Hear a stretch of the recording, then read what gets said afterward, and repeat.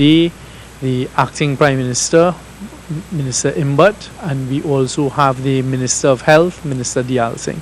I'll pass us straight over to the Acting Prime Minister. Thank you, and our apologies for being a little late. I spoke to the Honorable Prime Minister this morning in Montevideo, Uruguay, and he told me that arising out of the meetings in Uruguay between the governments of Mexico, Uruguay, and CARICOM, a public document is already circulating entitled The Mechanism of Montevideo. And arising from the discussions and the meetings between Mexico, Uruguay, and CARICOM, represented by our Honorable Prime Minister Dr. Rowley and the Prime Minister of Barbados and the Prime Minister of St. Kitts, among other officials, the four-phased process has been proposed to deal with the situation in Venezuela. And the first phase should be dialogue, creating conditions for direct contacts among the actors involved in an environment of security. Second phase will be negotiation, strategic presentation of the results of the previous phase, which will be the dialogue phase, to the counterparts, seeking to find common ground and areas of opportunity to allow the relaxation of positions and identify potential agreements. Third, commitments phase, construction and subscription of agreements based on the results of the negotiation phase with the characteristics and time frame previously agreed upon. And for implementation phase, materialization of the commitments assumed in the previous phase with the international accompaniment. So this is what the governments of Mexico, Uruguay, and CARICOM have proposed as a solution to the situation in Venezuela. I will take questions on this afterwards because I have another announcement to make. I'm pleased to announce that the government of Trinidad and Tobago has approved the award of a contract for the construction of the central block at the Port of Spain General Hospital. I will pass over to the Minister of Health shortly with respect to medical matters, but I simply want to say that we are very pleased that after a comprehensive and very thorough procurement exercise, the end result was that the lowest bid was $600 million below the second lowest bid.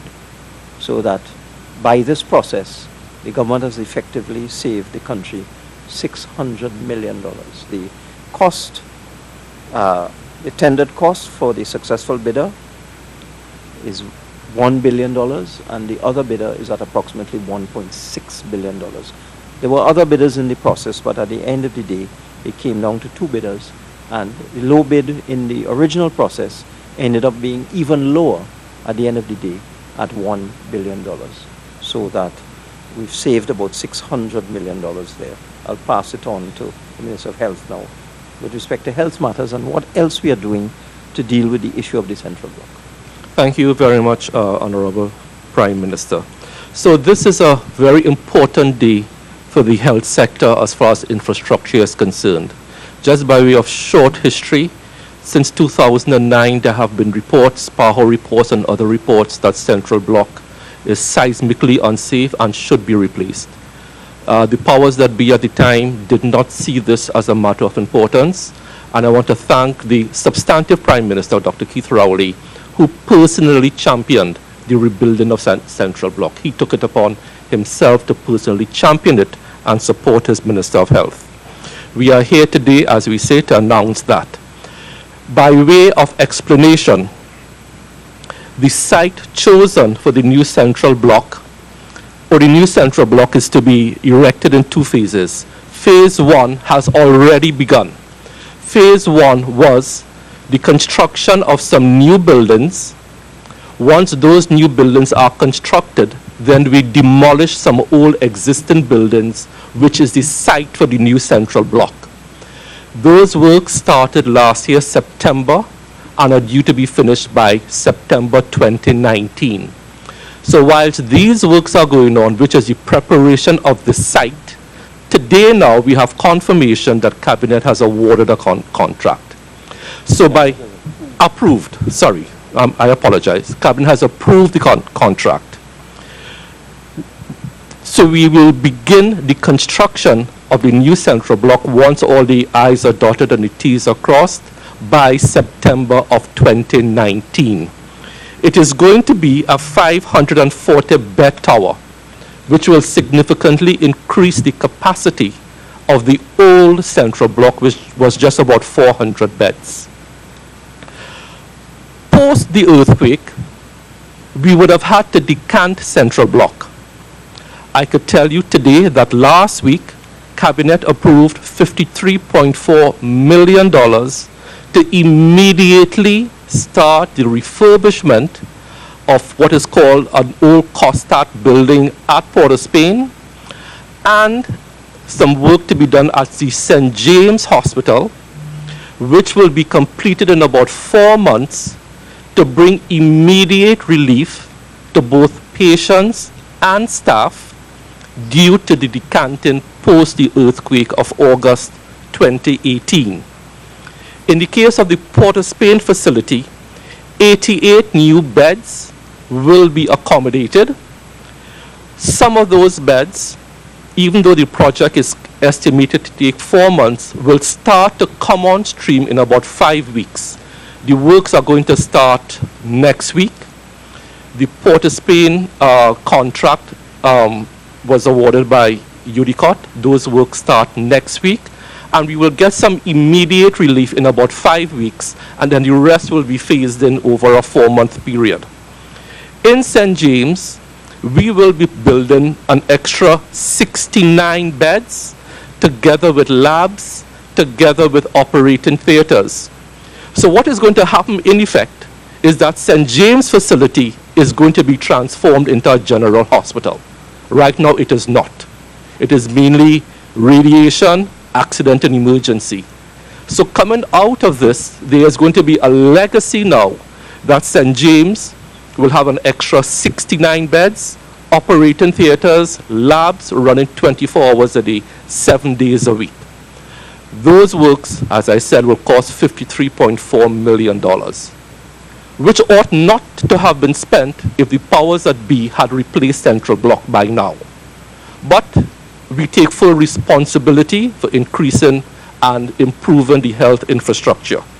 So those are the major announcements, the rebuilding of Central Block, and what we are doing to alleviate the discomfort of both staff and patients at Port of Spain and to create more space at St. James. Thank you very much. At this stage, we invite any questions. For which Let me handle all matters of procurement. The Cabinet has approved the award of the contract for the Central Block to Shanghai Construction, the same company that built the Couva Hospital. And let me also clarify a point I made. At the end of the day, there were just 2 bidders. The other bidder would have been Bouygues Bâtiment International, that bid 1.6. Bouygues Bâtiment, do I have the correct pronunciation correct? That bid 1.6 billion. And Shanghai Construction Group, that bid at the end of the day 1 billion. And the engineers estimate, the internal engineers estimate at UDCOT was 1.32 billion. So that at 1 billion, at the very minimum, there's been a savings of 300 million and 600 million as compared to the second bidder.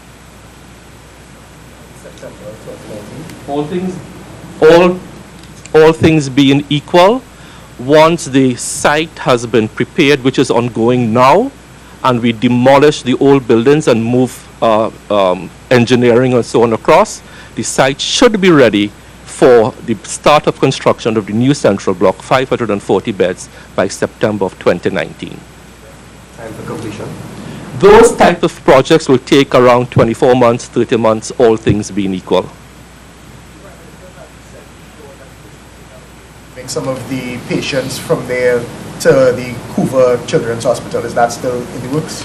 No, that is not on the cards for several reasons. One, we met with staff at Port of Spain and patient advocates, and the issue of moving them there was not deemed feasible. Two, because, and I'm glad you raised that, because we have set up a special purpose company, 51% owned by UE and 49% by government, to operationalize the facility. That process is ongoing. With the time for when it will be operationalized? As the Prime Minister said in an answer to a Prime Minister's question about 2 weeks ago, we are looking for calendar 2019. Cooper. That's correct.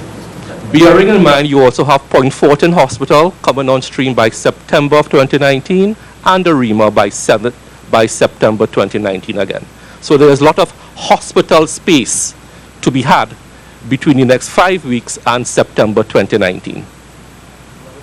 Med students looking on will be thinking, well, there are some jobs to get out of this now. That is quite correct. So with the expansion of physical capabilities, there will be opportunities for jobs across all sectors of healthcare workers.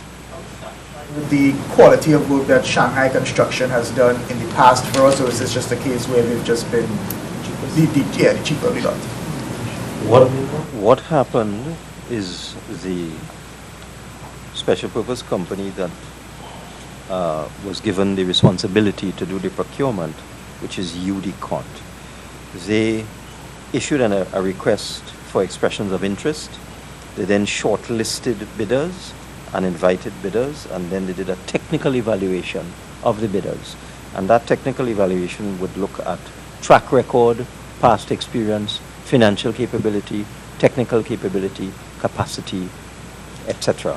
And based on that, in fact, when I look at the score sheet, I saw that Shanghai, in fact, was deemed the highest in terms of technical capability, as well as having the lowest bid by 600 million. So they won both. They got the highest score.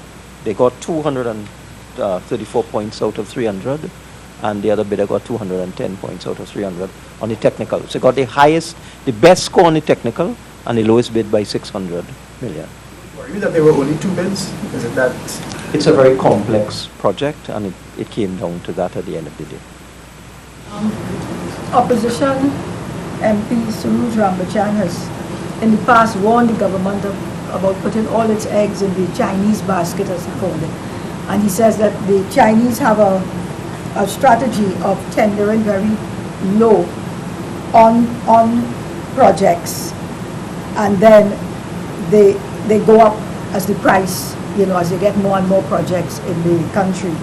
Are we mindful of taking on all these Chinese contractors in the country? Because there's this whole question about recolonization and so on.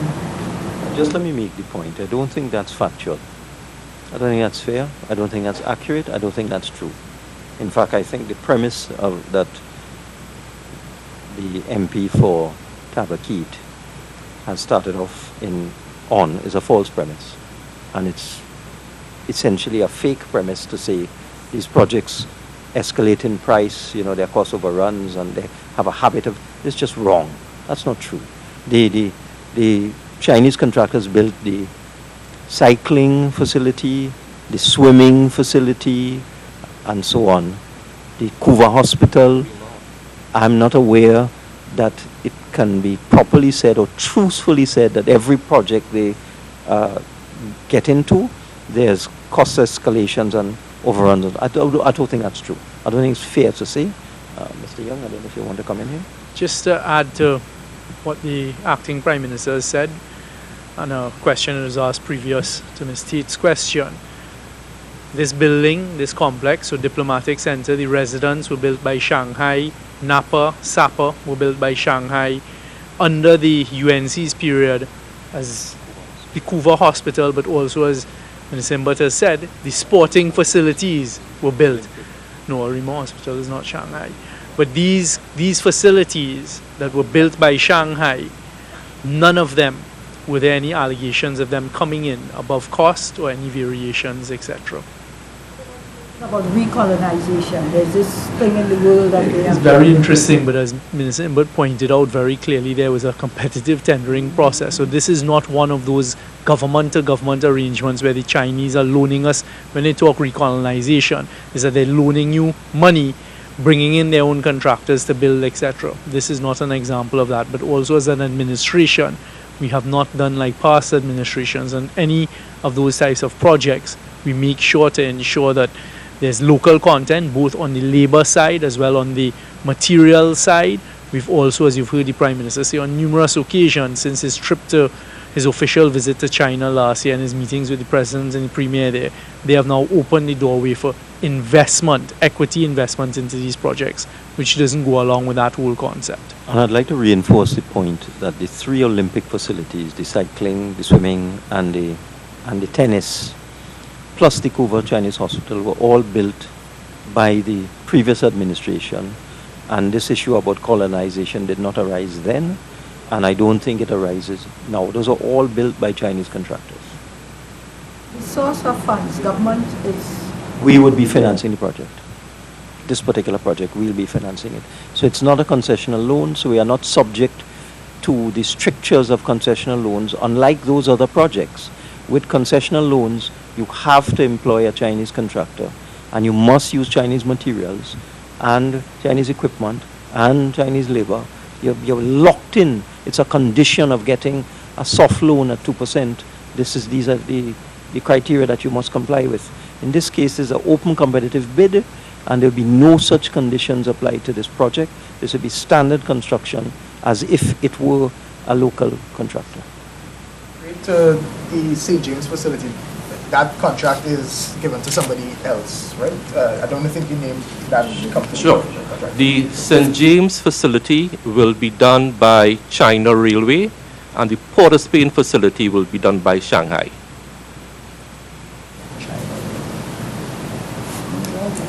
How are we financing the $1 billion? Loan financing.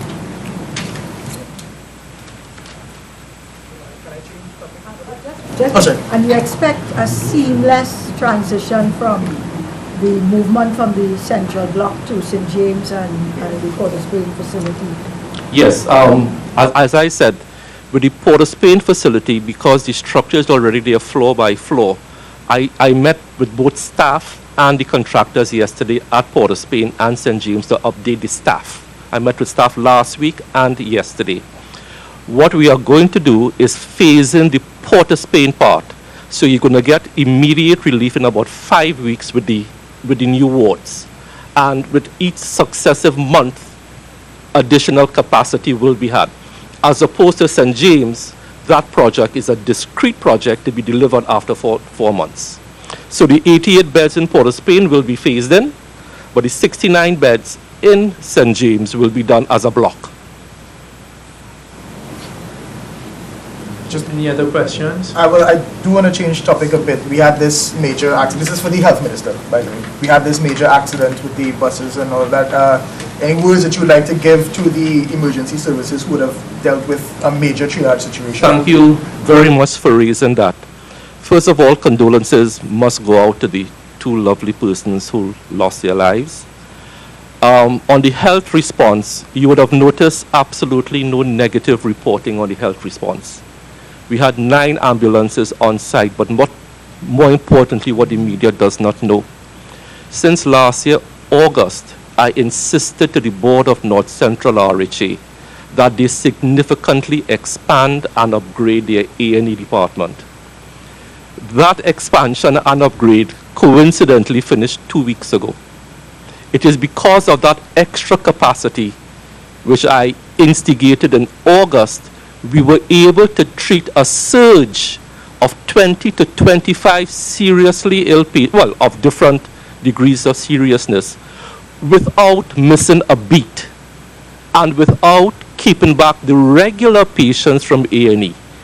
That is a phenomenal achievement, and as I said, we finished those works 2 weeks ago. I would have toured that facility on a weekly basis to make sure the increased capacity and also processes and procedures would work, and yesterday was a litmus test on how Mount Hope A&E was able to cope with an accident of that size without missing a beat.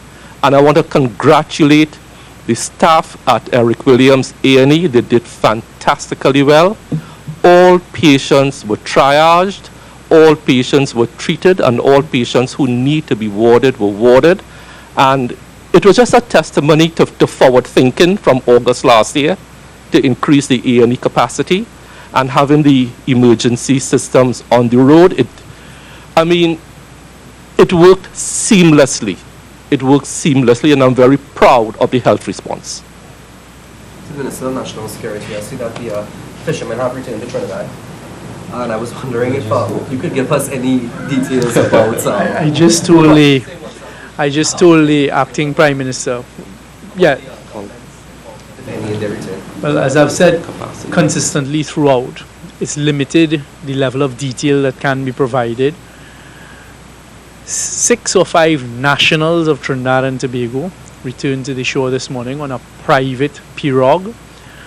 They're now back within our jurisdiction, and I expect, and I'm certain that the Trinidad and Tobago Police Service, now that they're within our jurisdiction, will be doing the necessary interviewing and investigation. Ransom was paid?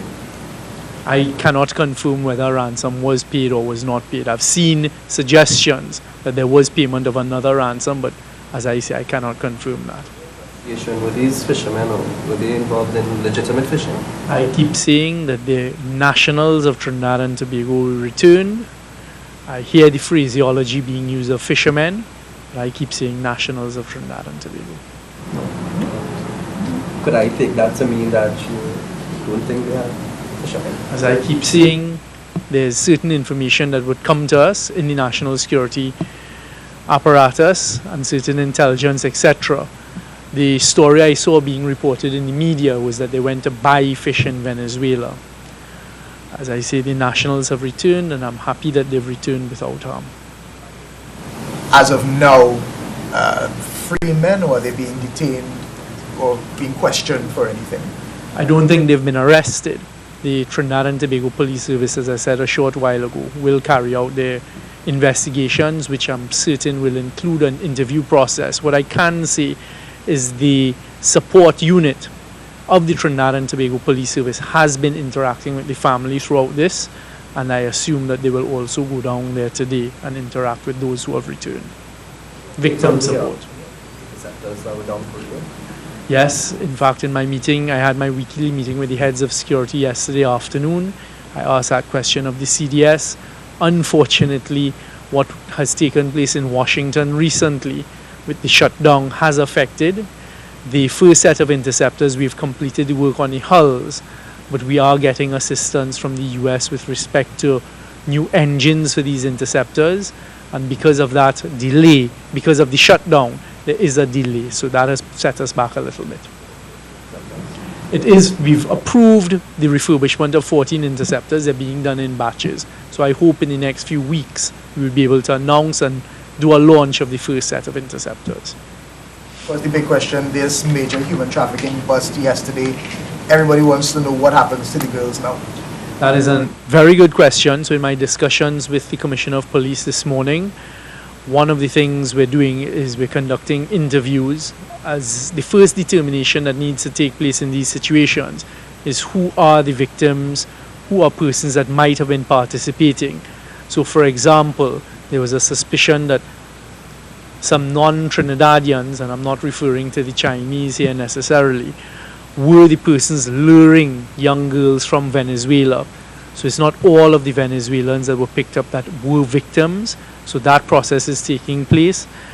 What I can say is that the girls at this stage are being treated very humanely. We're very concerned about it. The human trafficking unit out of the Ministry of National Security is in there participating. I'm sure by now the Children's Authority is also in there participating. And I did tell the Commissioner of Police that we need to find a way to deal with it, because I personally didn't want to see these young girls then be put into an immigration detention center or anything like that.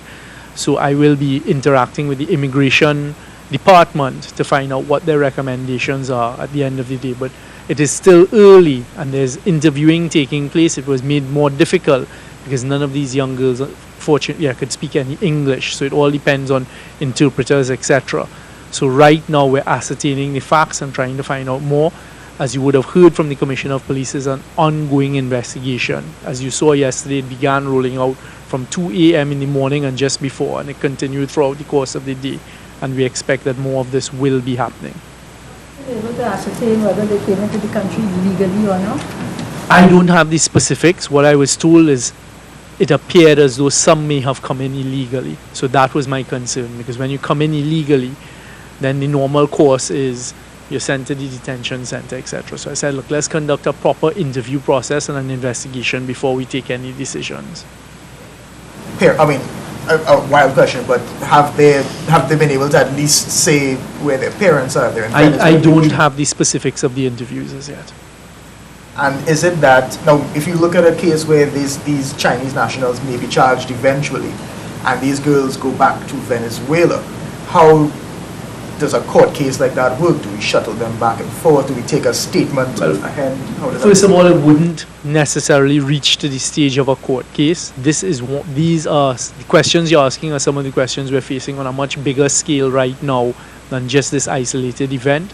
You would have heard the substantive Honorable Prime Minister say recently that government is going to be looking at a procedure and a policy with respect to how we deal with the Venezuelan situation in particular.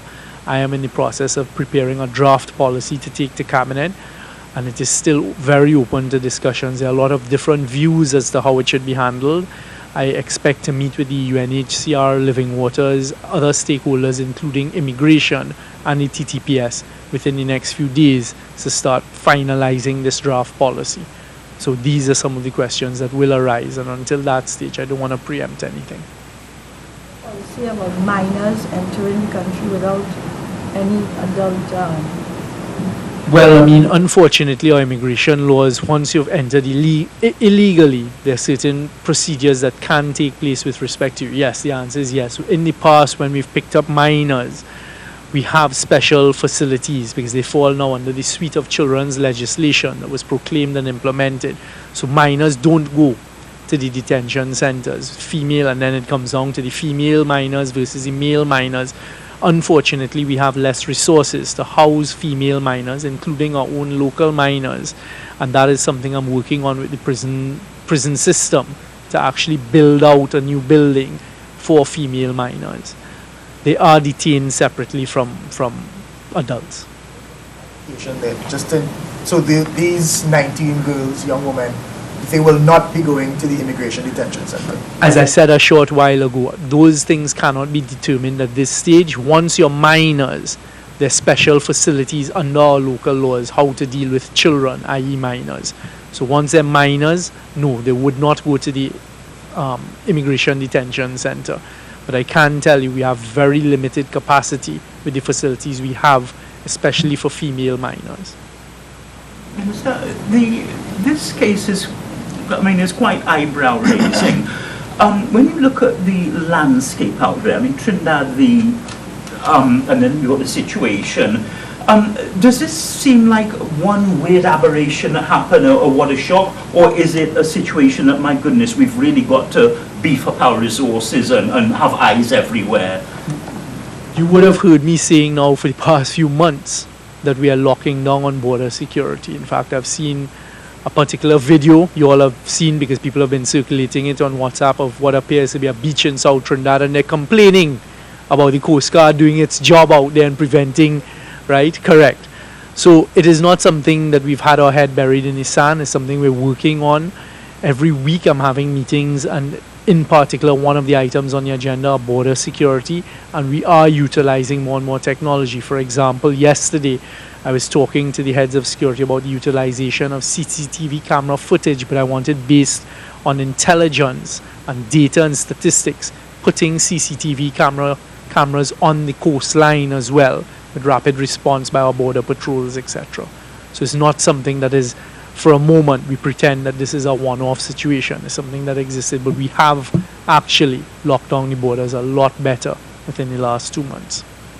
Something I believe it might have been the Commissioner of Police said something about anybody who's involved in this trade, uniformed or not. I think there was a phrase to that. I saw that reported, yes.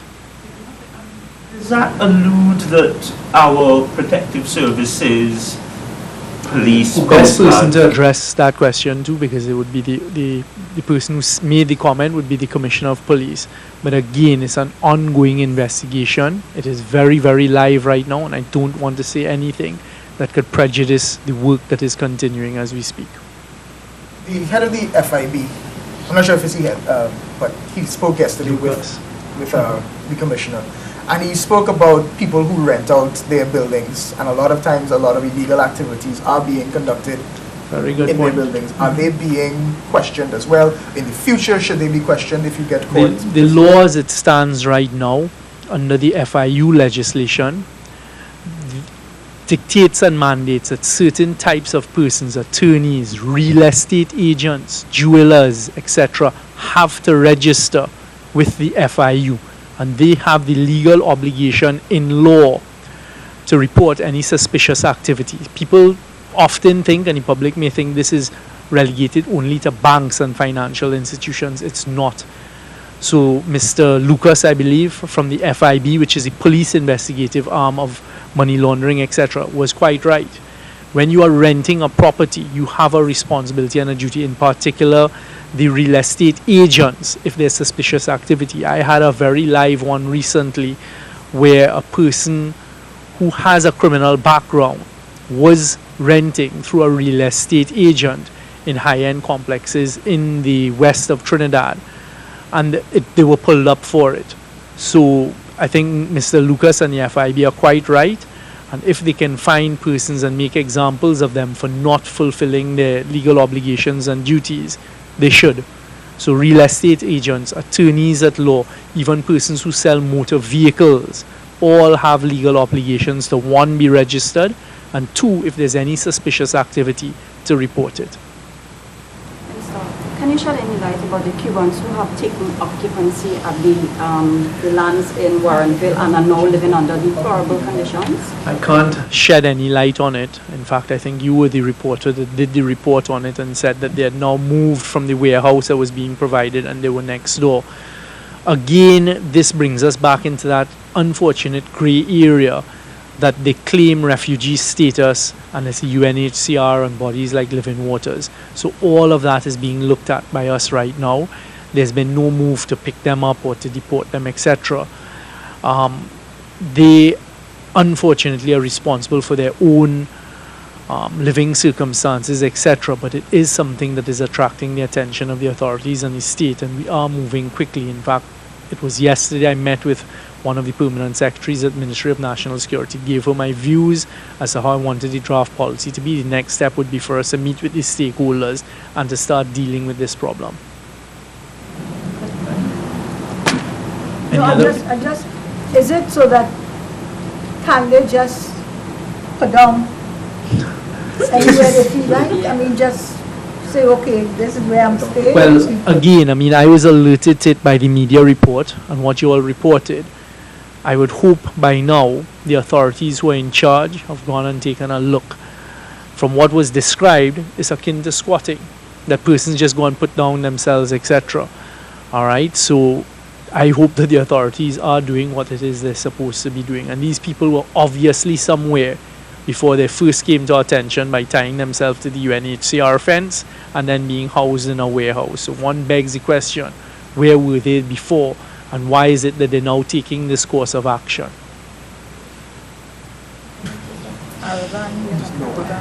Any other? Yes. Yes, Just there's reports of CARICOM meeting other parties in Uruguay today, including the European Union Contact Group. Is there any further information on that? We don't have any Details on it? information on, apart from the meeting between Mexico, Uruguay and CARICOM, we don't have any further meetings, further information. The Prime Minister would have been going into additional meetings this morning when I spoke to him. So we don't have any feedback yet on that. Not yet, but he's coming back tomorrow. But and then also what I'm sure will happen, as you all have seen happen, from the time the meetings are over, if there's anything to report, they will send a press release from where they are. A little bit of information I got is that some of the countries that initially had adopted a certain position are moving more to the center now, in terms of a more moderate position, more in the center. But the Prime Minister will address those matters when he comes back. EU countries Yes. that they are meeting with themselves had backed Yes. the thing. So I am told that some countries from that part of the world are moving towards the center now, but the Prime Minister will address that. That's what he told me this morning, but he will address that when he... For human trafficking thing, I mean, I'm seeing it, I'm wondering if anything more needs to be done in any area. I'm looking at 3 areas. So you're looking at infrastructure, which you would have mentioned, CCTV. Now, legislation. And thirdly, say, public awareness campaign. Could there, for example, let's say there are nightclubs and there are simple questions a member of the public can ask somebody. Are you free to leave here? That can can help you detect human trafficking. Anything on those? This is now at the top of the radar and a priority in terms of it's under the spotlight. The truth is that has been happening. The human trafficking unit has been going out there with outreach programs and telling the population, listen, if you have any knowledge of these instances, please let us know, etc., etc. What I can tell you is, as a result of what took place yesterday, there has been a flood of information coming from all over the country to the authorities as to suggestions of illegal activity taking place, and those are now being investigated. Sure, if it's a direct result of the exacerbated conditions in Venezuela in the last year, 6 months. This particular I don't incident- personally have that there here with me, but the human trafficking unit is supposed to be monitoring things like that. So if there has been an increase, and you can look and see, well, those persons who come under the radar and are held or come across the authorities and track where they've come from, that sort of data would be able to answer the question, but I don't have that right now. Resources, or would you like to put in a plug to the Prime Minister for more resources will help? I don't have to put in a plug to the Prime Minister. Cabinet will take those decisions. You never have enough resources. But what we do, and what I've been telling the security forces, is we have to utilize what we have. We have to use it more efficiently, and they are doing that. Just by sharing constantly intelligence, information, and working together, the country would have seen that now our law enforcement officers are working closely with other bodies, etc., and everything now is intelligence driven. There's a lot more intelligence driven operations, and we are starting to reap the benefits of that type of approach. Okay? One question, Minister Imber, just finally, the Venezuela situation, as we're touching on it, have you seen any sort of financial implications to us? I know my colleague Jude Brown would have asked you about CAL and how that Venezuela situation affects CAL. Have you seen anything else that we may have been affected by with all the sanctions and all of that that we may not have known of before? Not at this time, no. We haven't seen anything. So they're going to Dragon Field project, did we? Is that Yeah, correct? what we had said, and actually the structure with Dragon Field is between Shell, PDVSA, and NGC. So I assume what you're talking about is whether the sanctions imposed by the United States with respect to PDVSA are affecting the Dragon deal. Correct. So right now I am waiting on those entities to come back to me with advice. So for example, when we were negotiating before with Shell, PDVSA, and NGC, they had provided the advice from attorneys in Venezuela and elsewhere with respect to the whole National Assembly and these types of things. So I have not been provided with the advice as yet. Okay. Thank you all very much.